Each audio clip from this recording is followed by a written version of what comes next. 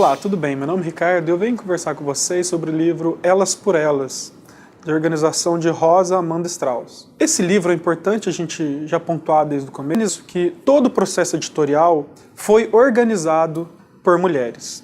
São 9 autoras: Patrícia Galvão, mais conhecida como Pagô, Raquel de Queiroz, Lígia Fagundes Telles, Adélia Prado, Valéria Rezende, Cíntia Moscovitz, Lívia Garcia Rosa e Adriana Falcão, além de Ana Cristina César. É importante nós também sabermos um pouco sobre a organizadora, a Rosa Amanda Strauss.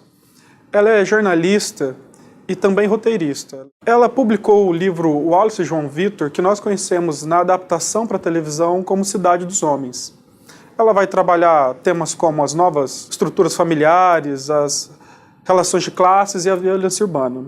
E seria interessante nós analisarmos o livro, nós olharmos para essa anti-antologia, vamos falar assim, a partir de uma frase que nós vamos encontrar nos pensamentos, nos aforismos da Lívia Garcia Rosa, que é: escrever é ceder o lugar ao outro de si mesmo.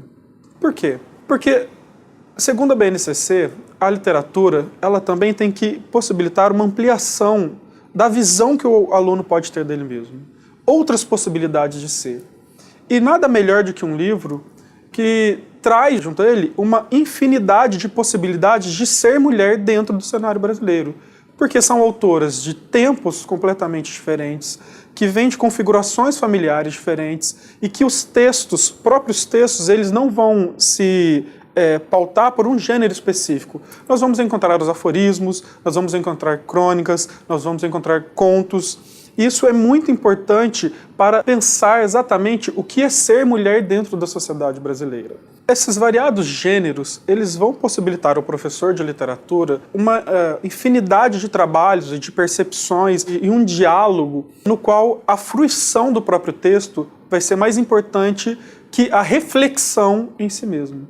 Isso é importante, porque a própria BNCC já traz essa necessidade de um trabalho de fruição, de participação ativa do aluno, mas na contemplação do texto, na fruição do próprio texto. Entre as atividades que o professor pode sugerir dentro de sala de aula, há uma muito interessante, que seria a divisão da sala em grupos, e cada grupo escolheria um texto. E o que esse grupo traria? Ele traria as principais características do gênero do texto, já que existem vários gêneros.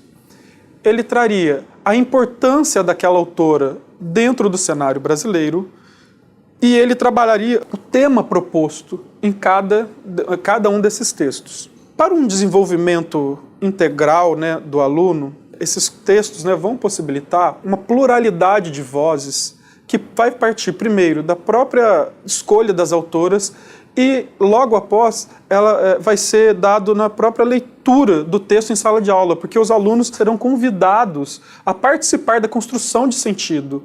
Logo, essa polifonia de ideias, essa polifonia de vozes, ela será muito importante. A própria matéria desse livro é essa polifonia.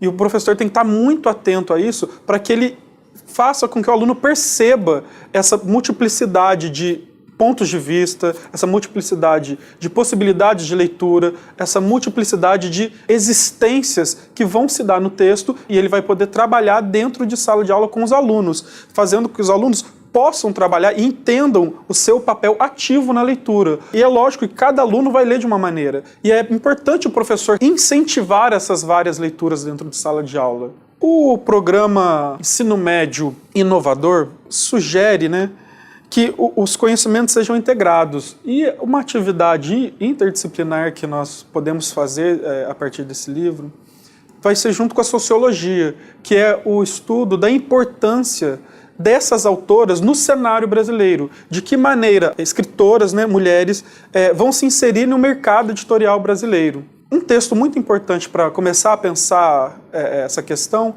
é o da Virginia Woolf, Um Teto Todo Seu. Seria interessante fazer uma pequena leitura de algumas partes com os alunos para que eles comecem a pensar exatamente na dificuldade de como há uma constância na literatura brasileira de autores e não de autoras. E aí, junto à matéria de sociologia, o professor poderá trabalhar exatamente a importância e a necessidade de mais mulheres enquanto autoras no Brasil. O nome que eu dou de anti-antologia ele é empregado pela própria organizadora. É pertinente, né, nós falarmos disso, porque é uma antologia a partir do momento em que nós entendemos que a escolha é por mulheres que vão abarcar todo o século XX. Nós começamos lá no início do século XX com a Pagu, e nós terminamos com a Adriana Falcão já no século XXI. O que nós chamamos de antologia é porque não há um princípio organizador desses textos, mas é uma antologia a partir do princípio de que nós entendemos, né, de que são mulheres escolhidas e que a organização do texto segue esse princípio de gênero.